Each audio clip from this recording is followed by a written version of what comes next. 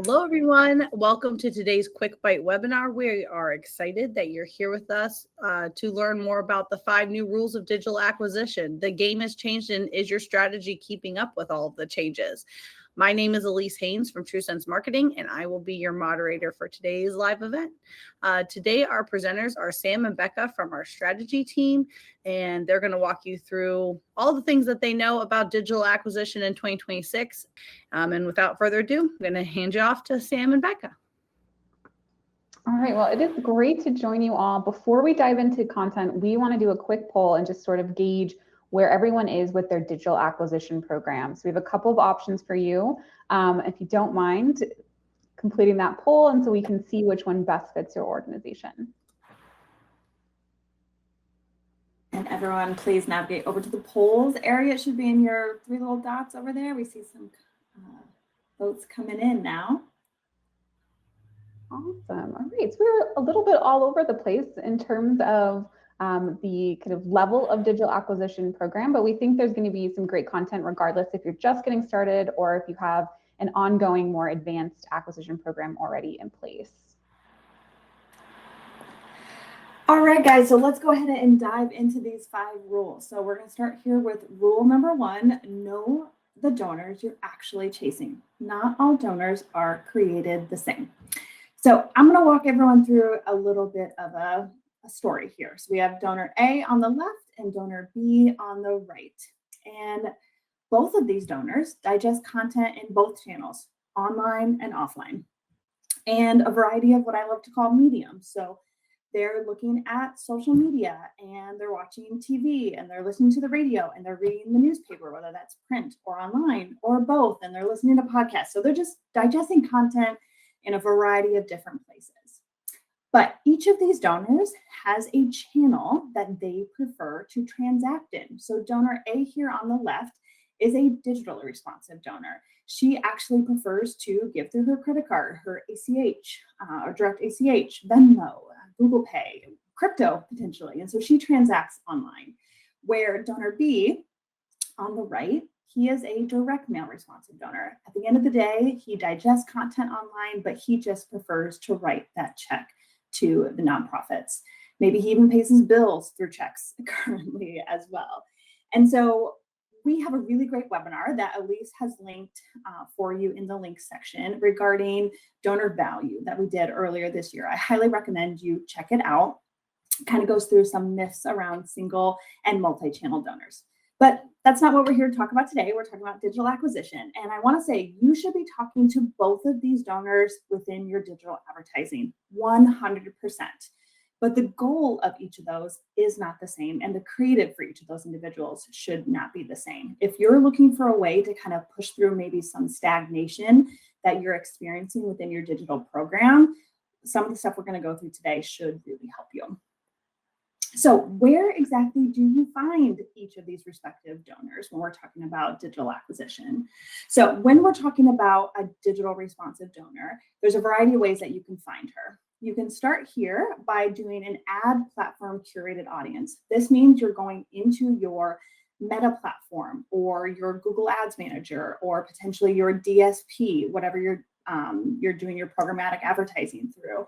And you can create an audience through interest-based, through contextual or keywords, things like interested in medical charities or food banks, someone interested in philanthropy or nonprofits. You can do it off of a behavioral audience. So looking at people who visit these types of websites or who have engaged with this type of content. You can then also overlay demographics. I want age 65 plus, who have a household income of X, who live in this geolocation. All those things can be applied to these audiences to curate the group that you're then going to target. You could also do a lookalike audience. Becca's going to spend some time a little bit later on going into some results around lookalike, but it's basically taking an existing file you have, uploading it to the platform, and then allowing the platform to find other individuals who match the same profile of those individuals that you uploaded. And then, of course, you have retargeting. So going after individuals who have spent time on your website or your donation form. There is also digital co-op audiences. These are really fantastic and one that sometimes gets missed by a lot of organizations. These enable efficient acquisition by leveraging pooled privacy compliant customer data that our partners have put together who have high intent and are direct mail or digital responsive. And so what's really fantastic is you can give a file to these partner organizations and they can create a specific model based off of your existing donors. Or maybe you don't have enough digital donors to create a specific model for yourself. You can leverage their existing models for a food bank vertical or a medical center or higher education, whatever it might be. These are really fantastic as well. You can create a variety of different ones and test what gives you the best response, what gives you the lowest cost per donation, what gives you the best return on ad spend. And so we really recommend and use these a lot for our clients. Becca's also going to go into matchback analysis a little later, so stay tuned for that. And then finally, don't forget you have a pool of warm prospects on your file. These are your internal non-donors that you have email addresses for, potentially from events, webinar registrations, volunteers. They already know your organization, are interested in your organization. And so you can upload them to the platform and target them to become a digital responsive donor. And don't forget about your lapsed donors if you qualify them for acquisition as well. So where do we find our direct mail donors? Well, just like in the digital, you have your direct mail co-ops. These are really well known. They've been being used in direct mail acquisition for many years now. And so those are those purchase lists that you're going to be sending a mail piece to. You can actually take those co-op lists, get permission from them, upload them to your social media and your DSP platforms and target them for advertising. We'll note we want to make sure we're sending them different creative because those individuals are going to transact offline. And then, of course, because your internal house buyer, those non-donors haven't given a gift yet, they might be direct mail responsive. So we can send those similar content offline for offline giving as well. So what is the goal for each one of these donors? So the goal for digital donors is to increase digital conversions. And you guessed it, the goal for direct mail is to increase those direct mail responsive gifts. And so what are the measurements of success for each of these two donors? Within digital, we want to look at conversion rate, cost to acquire, return on ad spend, cost per click, cost per donation. Are we seeing an increase in new donors coming from advertisements, new revenue coming from advertisements? We are looking to look at all the metrics of those online transactions. Where when we're targeting our direct mail responsive donors, we are looking at an increase in direct mail metrics like gross income per name, direct mail revenue, direct mail response rate. Did we see an increase of those individuals who are giving a gift because they saw advertisements online where they are consuming information? You can also look at increased time on your website, pages visited on your website. And then also one that I love is engagement metrics, particularly through social media. Are they liking, commenting, sharing those ads? They're amplifying your voice. So then when they get that direct mail acquisition piece, they're primed and ready to write that check. So if you were to take away one thing from today, please remember, digital responsive donors want to transact online. They need creative that is specific to learning about you and giving that gift online. Direct mail responsive donors are going to consume their content online, but write that check. So we're looking for those advertisements to influence the action that they want to take. All right, so moving into rule 2, which is stop ignoring the top of funnel. Now, in my perfect world, I could take a prospective donor and serve them a donate ad and they would immediately make a gift, but that is tragically not the world that we live in. And instead, we need to focus on a full funnel approach, something that looks more like this, where we're priming and nurturing a relationship with a prospective donor well before we ever ask them to make a gift. And I want to break down some of the tactics that you can include within your full funnel acquisition program and how you can use different channels to be able to tell different parts of that story. So we first start with brand awareness. This is where we're introducing ourselves. We're talking about what we're doing in their community and the differences that we're making in the lives of their neighbors. And some of the ways that we might tap into brand awareness tactics would include things like connected television or your CTV ads, audio streaming, programmatic display, The goal here is to capture their attention and to introduce ourselves. This isn't where we're directly asking for a gift, we're simply telling them who we are. Then we would move into the next stage. This is our consideration tactics.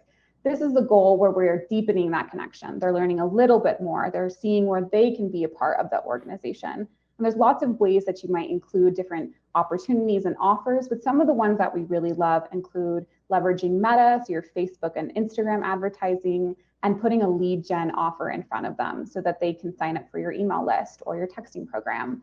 This is going to give them other opportunities to hear from you, and you also have new ways to nurture that relationship through text and email. We might also tap into native advertising, which typically exists on article style like websites. So we can tell longer format stories, we can share detailed information in a longer format. Now we can talk about asking for a donation. So in our full funnel approach, we wait until the conversion tactic, until they've heard from us in several different formats of different messages before we put a donate ad in them. So we might use, of course, search advertising. This tends to be the star of the show when it comes to your digital advertising. This is where a lot of those conversions come in because there's a high intent audience. They're ready to make a gift. But there might be other tactics that you can include where donations will happen. For example, we partner with organizations building relationships with Hispanic donors, and we found that meta advertising is a place where there's often conversion seen. So you can incorporate different tactics with that donate ad, but you're waiting until they have learned about your organization, they've had opportunities to dive in deeper, whether that's through stories or through signing up for email or texting, and then we're putting that donate ad in front of that audience. And we've talked a little bit about the creative messaging, but now we're going to shift back into our audience focus. And that brings us to rule 3, which is audience quality is going to always be audience size. A bigger audience does not always mean bigger and better results. So at the beginning, Sam talked about some of the ways that you can create your digital acquisition audiences, including using things like Meta or your DSP's targeting parameters within that platform. And a really popular thing that we see is that we'll have an organization that will take their existing donor file and they're going to use that to create their lookalikes. We want more donors. But we're going to challenge you to take it up to the next level, which is to be very selective about the type of donor that you are basing your lookalike audience from. So instead of taking your full file, focus on your high quality existing donors, whether that's through modeling that you do with an agency partner or internally, but you can scale down the size of that lookalike file by focusing on high quality existing donors and then using that to create that lookalike. We always recommend some structured testing, different audience variations. So maybe you do have an ad set that is focusing on that broad donor file and that lookalike audience being created from that. And you can test and compare how those different audience variations perform. And of course, the goal here is less focused on metrics like impressions or reach and more focused on those conversions. And we decided to put this to the test. We were going to try out a lookalike audience built from high quality existing donors versus a full donor file. And we have some metrics to share with you. So when we look at the differences between really scaling down to a very select, curated portion of that existing donor file, and we compare it to just taking that full file and creating a lookalike, what we saw was a 33% lower cost per donation, a 2 times higher average gift value, and a 3 times higher return on advertising spend when we focused on that curated, smaller, high quality lookalike audience and compared it to a broader file. This is just a really great way to leverage in-platform targeting and to provide some extra skills and steps to make it more refined and powerful. Sam has also mentioned co-op audiences. There's a lot of great value with co-op audiences. There's a reason why they're so fantastic to include, but one of our favorite reasons why we might opt for a digital co-op audience versus using in-platform targeting is because we're able to better understand the impact of our digital acquisition program. We're going to be able to conduct a match back analysis. So taking those that were in that co-op and comparing them to final results after the program has completed or that runtime has ended. And we're able to see true channel performance. I might like something on Facebook, but convert through search, and I'm going to be able to see that behavior. I'll also be able to evaluate across all efforts. So in my perfect world, someone would make a new donor would make a gift on an acquisition donation form, and it would be super easy to track and understand how those efforts made. But as we all know, there's many points of entry that a new donor can find to make a gift. And we'll be able to track them by person and not necessarily by that donation form or that source code. And then one of the great values of being able to do a digital co-op and matchback analysis is that you'll have a true understanding of your acquisition costs. You're going to know your cost per acquisition, your cost per donation in a very scientific way, as opposed to relying on platform metrics, which Sam is going to talk about next. Thank you. Yes, Beck and I could go on and on about matchback analysis. So if anybody wants to ask us more questions about that, we are more than happy to talk about that. But this leads into rule number 4, which is platform attribution will lie to you. And that's a little bit of a provocative statement and kind of, I really want to grab your attention. But basically what we want to say is if you're looking at only ad platform attribution, we think you're kind of missing the bigger picture. So as I did earlier, I'm going to walk us through a little bit of a journey here. So we have Sally. Sally is a donor who is very active online, digesting a lot of content. And she is active on going to websites. So she sees this ad for Baylor College of Medicine, this beautiful display ad in the top left. And she, you know what, she also goes to Yahoo and she gets some information about what's happening in the world. And she sees a lovely native ad for Baylor College of Medicine on the bottom right about cancer research and Alzheimer's. And later on throughout the week, she goes to Instagram and she gets this beautiful Instagram reel about breakthroughs that are happening and how donors make an impact in that. And then she also gets this lovely ad on helping find a cure for Alzheimer's in our YouTube ad. And so all of these are really fantastic and they lead her to ultimately Google Baylor College of Medicine and to get served this beautiful search ad, the sponsored ad. And you know what she does? She clicks on it and she gives a gift directly through that search ad, which I love. And that search ad is going to get that last click attribution. So when a URL has an appeal code in it, that appeal code then gets passed through to the CRM with that $25, $50, $100 gift. And then you can track back at the end of the day that this search ad brought in a $100 gift from Sally Jones. That's all wonderful. But you know what? Every other ad that she was served throughout that week is also going to take attribution credit as well. Whether it's view through or last click, they're going to say that they also had an impact on getting that gift, which is true. That is 100% accurate. All of these interaction points is what led Sally to ultimately make that gift, in this case through that Google search ad. But what I want to talk about is the fact that this is a single donor, where each of these individual platforms are going to count that as a gift in here. So if at the end of your campaign, you are showcasing results and you're saying, I had 1 million impressions and 20,000 clicks, cost per click of $3, and I had 500 donations totaling $100,000. Each of these single ad platforms is counting up that single gift from Sally for upwards to 5 donations. And so we really want to make sure that we're understanding that all of these touch points are taking credit for that gift, which is why it's really important to look at your CRM attribution, because you're always going to have an inflation in your actual donations and revenue coming in the door. That's why it's really important to what Becca just talked about here for matchback analysis, that you're looking at ad platform matchback analysis and your CRM data at the end of the day when you're looking at results for measuring success. All right, our 5th and final rule is diagnose before you quit. With a full funnel approach, there are a lot of different tweaks and optimizations that you can make to have better results. And we're going to actually take a look at each stage of that funnel and what you can do to make optimizations that will be meaningful in your program.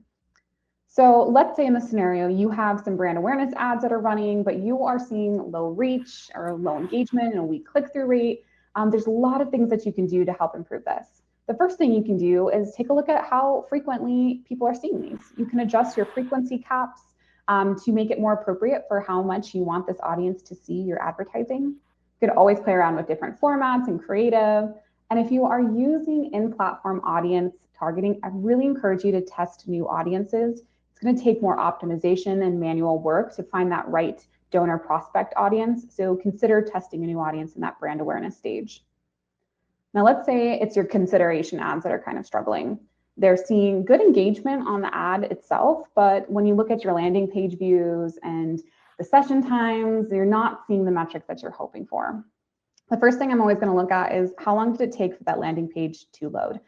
Slow website pages are huge barriers for someone to take the next step in learning about an organization, and it's a really quick fix to be able to improve those metrics simply. I might also look at that experience. With consideration, the goal is to deepen their connection to the organization. Is it better to send them to a landing page, or should I try a email sign up within Meta to serve as that kind of next step in their journey? And then always make sure that there's alignment between the ad copy, what we say we're going to take them to, and the landing page itself. It should make sense, and there should be a creative alignment so that the user experience is great and someone's not seeing the landing page load and then instantly leaving because it's not what they were expecting. And what about your conversion ads? Let's say you were seeing high traffic, you're so excited, but then you're looking and your gifts are low and your return on ad spend isn't what you were expecting. You can always try strengthening the urgency and impact in your ad copy just to create a compelling case to give. We always recommend retarget your abandoners, add them back into your consideration or your conversion stage, and just remind them with you making a gift and to complete that transaction. Another thing you can look at is to review device performance. Maybe a lot of people are visiting your donation form from a mobile device and you don't have things on your donation form like Google Pay or Apple Pay integrated. So it's actually a really frustrating experience to complete a transaction on a mobile device, and they might be leaving because of that. And then always, and I think this is a subtle one, but an important one, making sure that there's clarity in the call to action and the donation form. So sometimes we'll see organization ads that say things like make a difference or get involved, and then take a user to a donation form, which may not be the experience they were expecting based off of that call to action. All right, we have covered our 5 rules. We're gonna do a quick recap of each of them. Rule number 1 was to know your donor. Digital and direct mail donors are not the same people and have different preferences and ways to reach them, and understanding those fundamental differences will make a stronger overall program. Build for the full funnel. Don't just take your prospect donor that you've worked so hard to target and just send them a donate ad immediately and expect them to give. Take time introducing your organization and deepening that connection. Focus on quality over quantity. Looking at things like a digital co-op list or really selective platform targeting is a great starting point. Your ad data is fantastic and important, but it's not the full story. So when you can, incorporate matchback analysis and make sure to be tracking your overall donor trends to really understand how digital acquisition is moving the needle. And number 5, diagnose, don't quit. Just because one part of this process might need some tweaks and adjustments doesn't mean that digital acquisition is not worth it. Now, before we wrap up, Sam and I were talking about wanting to just give you guys a quick thing to take from this and what you can immediately do after this. So the first thing we would always do is to audit your targeting. Are you exclusively relying on Meta or your DSP to create these audiences for you? Or do you have a co-op that you're using or modeled data?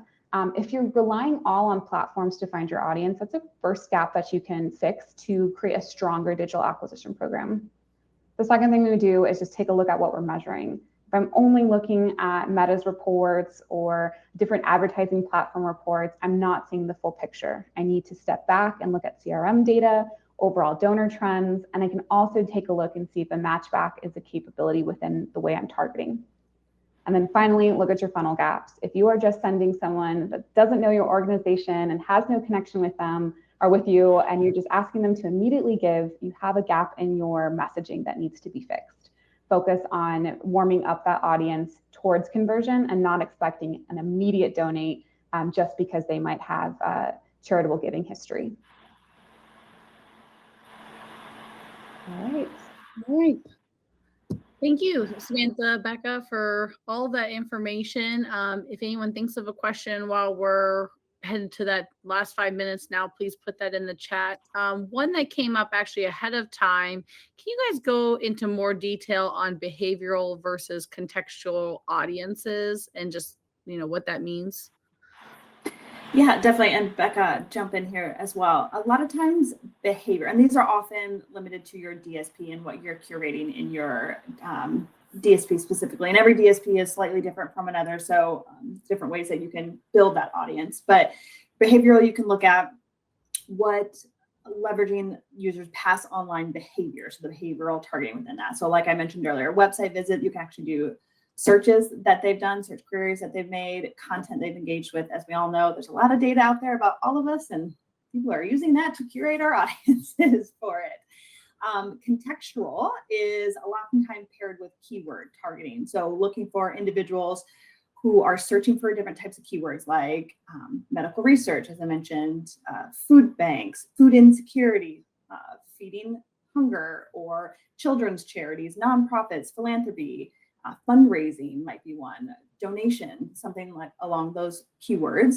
And then they can also be placed within context of topics that are out there as well. A lot of times we're doing contextual and keyword targeting together.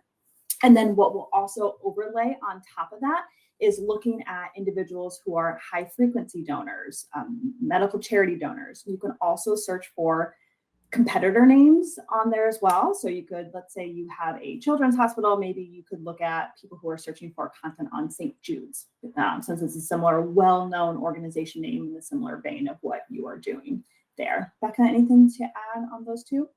No, I think that was fantastic. I did see that we had another question pop up in the chat about how are lookalike audiences created? What's the criteria that Meta or your DSP is matching to? I think that's a really fantastic and smart question. I will say Meta keeps it a little bit ambiguous in terms of the exact criteria that they use to create this lookalike audience, but oftentimes it's related to demographics, shared interests. Sometimes lookalike audiences can be built based off of social network, so people that are matched from your donor list and then their social network. But the specific, exact criteria isn't something that Meta provides a lot of insight into. It's just making some educated understandings of those exact types of things like your age, gender, interests, and social network that we can gauge. But unfortunately, Meta doesn't report back on all of the ways that they have created that lookalike audience and that set criteria.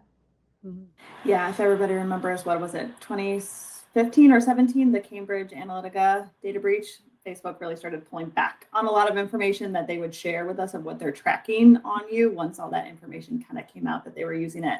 I will say on the file that you upload to Meta itself, first name, last name, email address are kind of keys on that. It can also match on phone number, zip code, and maybe full address, but I definitely know zip code. And so what it is it's taking your donor file, matching those individuals who are on Facebook with those information, and then going out and finding individuals similar to them that they have the record on.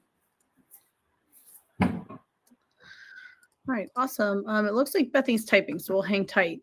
Oh, there you go. Would you use wealth data to condense your list? Yeah, you definitely can. As we all know, acquisition is getting harder and harder and more costly and more costly. And so you want to bring on higher value donors when you can. So sometimes some of our organizations are using wealth screenings as a way to kind of go after mid-level individuals, for example, on that. So you can overlay household income on there as well.